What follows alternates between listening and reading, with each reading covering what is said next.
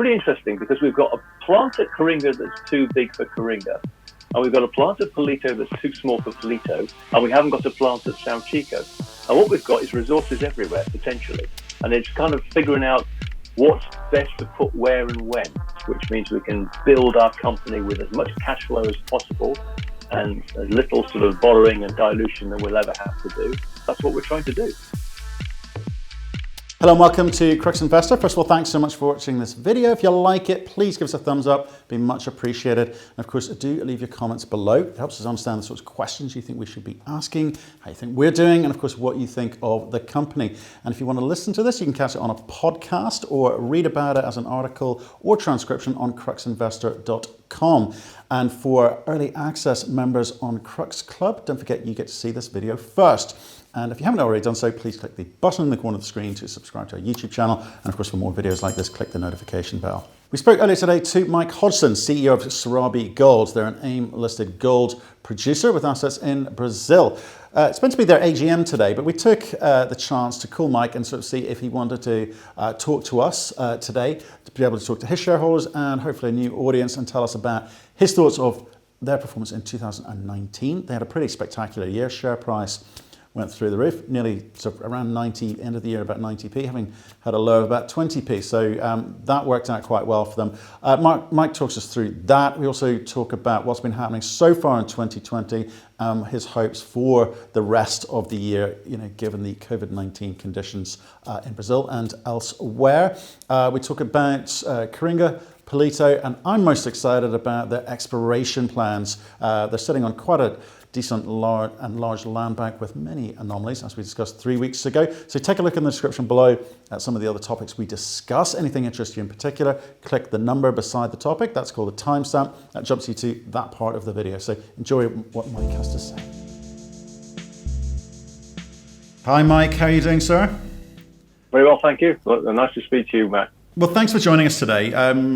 You should be today at your AGM, but obviously things are what they are, and unfortunately people can't get together, and your shareholders aren't able to see you in person, so you've kindly agreed to talk to us and I guess sort of kill two birds with one stone and talk to us about a couple of things. One, 2019 performance, and obviously 2020 and what your hopes are, what's been happening and what your hopes are for the coming year under the current conditions. So if you don't mind, why don't you give us your rundown of 2019? Well, you're right. It's the wonder of technology, isn't it? I mean, yeah, we would have been there today. It's always a good day in our calendar. We have over the last few years, we've had more and more interest with our AGM and had a lot of not a lot, but a fair number of shareholders coming along asking some pretty good, intelligent questions, a good following. And sadly this year we can't do it. But, formats, so forums like yourselves are brilliant for doing that. So here's an opportunity for me to at least give out more information. We could a lot of it would be a repetition of what we did in 2019, but it's a very important moment to sort of reflect on it because it was a great year for us. And possibly more importantly, people are going to want to know where we are now and where we're going, as with many companies. So I'll come on to that. But 2019 first. Well, as I said before, three main areas of progress for us really with Serabi. The production from the two ore bodies, Palito and Sao Chico. Great year. First time we exceeded 40,000 ounces in our history. We've been ramping up, not quite making 40,000 for the last 4 years, but finally we made it in 2019, which was great. And it was our best year ever. And really pleased with that. So production was really well. The plant was full, both ore bodies working very well. So really plant limited operation. So our big push was obviously where do we go from here? And during the year, we obviously did all that test work on the ore sorter, which we'll come on to a little bit. And that obviously arrived at site in Q4. And the last months of the year, we were basically assembling all of that. And it's been a terrific purchase because in Q1 this year, it's really helped us. Particularly in the second part in sort of March and April after commissioning, it's had some tremendous results. In fact, if we hadn't had it, we probably would have had quite a poor quarter. But in the end, the ore sorter was a great way of turning our quarter around. But back to 2019. So as well as Palito going very nicely in Sao Chico, exploration success. We started, we brought in a surface diamond drill rig, a couple of contractors, and we really got our teeth into those geophysical anomalies in and around the mine site, what's called headframe exploration in and around Sao Chico particularly. And we did a fair bit of that in the second half of the year. The results didn't really flow through until the end of the year, but we're very nicely doing step-out drilling at Sao Chico, and I'll probably talk more about that in the results in 2020, because that's when we got the results. But we got going, focusing on Sao Chico in particular, so that's been pretty good. And the final part of the 2019 story was really Coringa, which was what we call our Palito lookalike down the road, which is going to be probably our most obvious growth strategy. We have our Palito 40 to 50,000 ounces, and we have another project down the road which looks pretty much the same. So that means 40, 50 going to 90. That's our plan. We did a new resource update in 2019 in the first quarter. We did a PEA that came out in September, which showed what we thought. It would be a robust 40,000 ounce, sub $900 all-in sustaining cost, 8 gram per ton, 8-year mine life, Palito lookalike. So we got that out of the off the rank on end of sort of Q4 last year, and we are now we've completed an environmental impact assessment on it, and we are very busily doing our permitting, final stage of permitting for Coringa, hopefully with a view that we can actually start building the plant, assembling the process plant that's already there in the back end of this year, 2020. So 3 areas: good production, great exploration startup, progress Palito at Coringa with permitting. Well, not only that, your share price moved. It was quite a year for shareholders. Oh yes, sorry, that's a very good point, and probably the most critical point. Yeah, we went from we had been sort of bumbling on about 40p, I suppose, and we had a bit of a dip in May down to about 23p, and we had a tremendous recovery in the second half of the year. And I think at the end of the year, we even exceeded. We didn't quite make the pound, but we got sort of 90 odd p, and we've pretty much stayed there since. So we've enjoyed a great run. And the second half of the year, tremendous on the share price. So yes, so all those, I'd like to say those 3 things, as well as great marketing and good management, got us to where we are today. Well, like I say, we follow you quite closely. For us, one of those sort of turnaround stories of last year, after sort of a while of stagnation, and you kind of got yourself over the line and getting noticed by people for sure. So I think I'd agree. 2019, good year for you guys. Is it going to continue? Let's talk about 2020. It's been a very difficult start for everyone. There's been a market reset. We've obviously got the coronavirus, COVID-19, affecting people's ability to work. You had a strong start, but how's it gone since then? Well, as you say, we before the virus actually really started impacting in Brazil, we had a very decent January. We then had a bit of a tough February because we had a mill go down on us. But fortunately, that ore source I talked about earlier was really our salvation. The beauty about this ore source is it takes waste out and allows you to basically high grade material going to the plant. So it gives you a catch-up facility in a plant-constrained operation. So we had a phenomenal March and a phenomenal April, our 2 best months on record, in the middle of all this virus too, which was pretty surprising, because I remember sitting at PDAC in March thinking, we don't know how this is going to go. I don't think anybody thought in PDAC how bad it was going to be, but I did suspect it was going to be tough. And but after that, March and April, two phenomenal months, and say our best months ever, 30. So we finished Q1 with 9,000 ounces, which is a very respectable number, and our target was 10. And our budget for the year this year is 45,000. It's actually 20,000 ounces by the end of the second quarter, and we have a stronger second half of the year. I know I spoke to you about 3-4 weeks ago. We're not going to be able to make our 10,000 ounces in our second quarter, but we're doing well. We're going to probably do about 8,000 ounces. We're doing pretty well, and I think all things considered, that's a tremendous effort. The reason we're not going to do that is what we actually did in anticipation and with what's actually happened with the virus. We decided being a a camp. We just wanted to get everybody that wasn't really critical to the operation off the site, just to reduce risk. That allows us to socially distance everybody. People have much better sleeping arrangements, better sort of eating arrangements. We just basically thin everybody out so people have got space. Just good common sense. So we haven't got the optimal workforce there. We've gone, for example, we have a workforce of about 500 people. Normally we have about 350 people at site. We've now reduced that to 250 people. So therefore it's unreasonable to expect we can actually have normal production with that level of people. But those people who are there are just purely on gold production duties. That's it. And they're doing a fantastic job. What we've actually done, we've kept people there. They've brought the union has been tremendous in terms of cooperation. We've managed to have people working much longer stints than they normally would. They want to do this. They want to spend more time at site, then more time away. And we've been rotating people through with quarantining. Anybody new coming to site gets tested for the virus. And as long as they're symptom-free and negative, obviously, they come in and allow people to leave.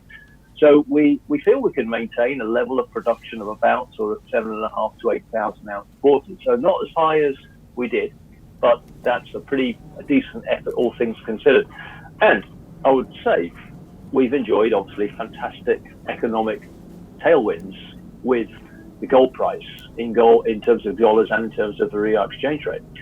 So we might not be producing the ounces we thought we were going to produce, but we forecast our cash position to be at the end of Q2 to be about $6 million, and we're going to be well above that. At the end of Q1, we probably had about $3 million more in the bank. We ended Q1 with $9 million in the bank. We thought we'd have $6. So we're actually, our cash position is great. And the great news is at the end of this month, Sprott, who have been a fantastic debt partner for us for many years, are gone. They're out, finished. We are debt-free, completely debt-free. So we're going to be a company going into Q3 debt-free.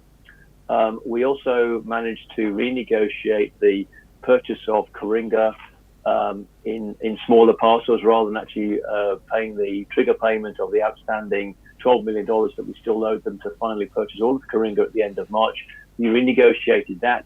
And we're paying them in $500,000 payments per month, which will go up to $1 million per month in July. But that's very affordable with our current level of production, etc. So it's all worked out quite well. So we've managed to sort of tidy up the balance sheet where we've probably got about $2 or $3 million in the bank more than we thought we were going to have. We might not have the ounces of production, but we're getting better money for our ounces that we do produce. And we do feel that we can actually continue as we are, sort of 2.5 to 2,500 ounce months, so 7,500, 8,000 ounce quarters in Q3. Q4, well, one would like to think we can do a little bit better and things will we can man up a little bit more and get back to a more normal quarter in Q4. So whilst we might not reach our guidance, as I said to you before, we're hopefully going to make a pretty decent stab at a good proportion of it. Okay, that's fantastic. Can I ask you about a couple of things you said there? Because I'm intrigued. First of all, congrats on being able to continue to work and putting the plans in place to, have most of your workforce able to work. And you say 8,000 versus the 10 is a pretty good effort, all things considered. But the two things I want to talk to you about are, one, how important is the exploration component to what you're doing? Well, we stopped exploration about a month ago. That was surface drilling, and that was with a contractor. And again, that was kind of reluctantly we had to do it, but we just needed the space, and we couldn't. They come and go, and we just couldn't have people coming and going to the site. We basically wanted to isolate the site and keep it safe. So our sort of priority was with our workforce, and we said to the exploration contractor, look, unless you're prepared to sort of keep your guys there for longer durations like we're all doing, they can't come and go, and they wouldn't do that. So we said, okay, well, let's just down tools on the surface exploration. We've kept the underground drilling going. In fact, this with a short break. So the underground exploration is back starting up again now. So that's good, and that's going to. So Sao Chico in particular is not just about going out along strike east and west, which is what we're doing. going down, which still looks tremendous, that's something that we can continue. So we actually have got the exploration drills underground turning again, and they're doing the down dip exploration beyond the mine limits, actually in the mine. So whilst the surface part is parked, the underground part will continue. And you're right. I mean, I was very reluctant just to sit and stop exploration and just mine for sort of 3-6 months. Yeah, you're not going to. That's ultimately going to come back and bite you. So we didn't want to do that. So we've got at least the underground drilling going again, which is great. Okay, so that's something, and the reason I asked that is because obviously I think people in the market understand the concept of you've got Palito, and in Coringa you've got Palito too. You've doubled, or potentially doubling the size of the company because they're both high grade, underground. You know what you're doing. I'm intrigued by the land package that you've got because potentially that's where a lot of upside can come through the drill bit. When do you think you're going to be able to kind of get back into that properly with some kind of a vengeance? And with the new cash that you've got, do you ramp that up? Well, yeah. What we did do, what we stopped in May or April was the surface drilling, which was particularly our exploration over the last 6 months has focused in 3 areas. It's been step out drilling at Sao Chico, principally, where we've got this whole sort of, riches of geophysical anomalies, all satellites in and around Sao Chico. And Sao Chico itself is a geophysical anomaly, but looks quite poor compared to the ones in and around it. So we're obviously very excited about those. And we did start intersecting sulfide mineralization at Sao Chico before we stopped, and that we just got a bit of a tiger by the tail there. So that's absolutely brilliant, and we're drilling the gap in between the two. So that's fantastic. That's the bit that's all to play for. It's parked for the time being, but we'll get back into that in no time, and that's fine. One thing we were able to do though was we were doing a big regional geochemistry program. Now that's not specialized labor. That's our guys. We just had field crews just doing it's donkey work really, but it's really fantastic work. They just sit there taking soil samples, geochemistry over the entire area. And we finally, after 6 months hard work, produced those, do you remember 3 weeks ago, those maps, really great geophysical maps, which show geochemical sort of contours on top of the geophysics. So we can see how that great big geophysical anomaly that bridges basically Palito, just between Palito and Sao Chico. We've got a great big booming magnetic geophysical anomaly with lots of electromagnetic geophysical anomalies, and now we've got a beautiful big 100, 200 ppm copper anomaly over this. Now we all know that the gold that we have at Palito and Sao Chico lives with the copper, so now we're doing sort of follow-up gold on all of those, and we can do all this work in the background while all this lockdown's going on. So what we're doing is we're actually moving forward with all the geochemistry and really honing in on the best target areas, so when we do have to come back, they'll be drill ready, and we can actually start drilling these targets. So we'll have a coincidental geophysical anomaly, geochemical anomaly, and then we drill it. And we're obviously pretty excited about some of the ones we talked about a few weeks ago, which were on that big belt that you'll see between Palito and Sao Chico. Well, you certainly did sound quite excited about when we went through it a few weeks ago. Was it 3 weeks ago? Because I think the potential there is to really develop the land package that you've got quite inexpensively at this point, whilst obviously getting Coringa up and running. Well, I think the compelling thing about these anomalies is I know they're early stage and people sort of go, they're only geophysical anomalies, but that everything that's discovered starts off as an anomaly. That's what it basically is. And these look, they've got such signatures similar to Palito and Sao Chico. I mean, that's the great thing. We've got templates. We know what Sao Chico looked like as it's just an anomaly before we started mining, and look what the hell it is now. It's a great deposit. And so we've got these ones like Calico and Juca, which are immediately to south of Palito. They're 5 kilometers away. I mean, that's nothing. That's a road to our process plant. Easy. So, I mean, they are high priority because of where they are. And if we get some hits there and we can actually build another 200,000-300,000 ounce resource and all these little satellites, they add great value. We can very quickly turn exploration success into production ounces. And this whole exploration effort that we're doing at the moment is because we know we're plant constrained. The ore sorter is going to free up some place in our process, some space in our process plant for, to the next step. But it's not going to be the solution to all of our problems. It's going to buy us another 10,000 ounces basically of space. That's it. So we can make our little plant go from 40,000 ounces to 50,000 ounces, which is great. Great bottom line, additions to us. But where do we go from there? That's the next question. I'm absolutely convinced that our tenement holds much more than 50,000 ounces worth of gold per year, without doubt, any doubt whatsoever. The question is where. So so therefore, what we've got to figure out is, okay, all these sort of central riches that we actually have, how big are they, and where are we going to process it? Because we are going to, we have the question, obviously, if Sao Chico keeps growing, do we put some processing down there? If these dual ore bodies that we've got near around Palito are coming to, or prospects become ore bodies, do we put plant expansion at Palito? It's a wonderful problem to have.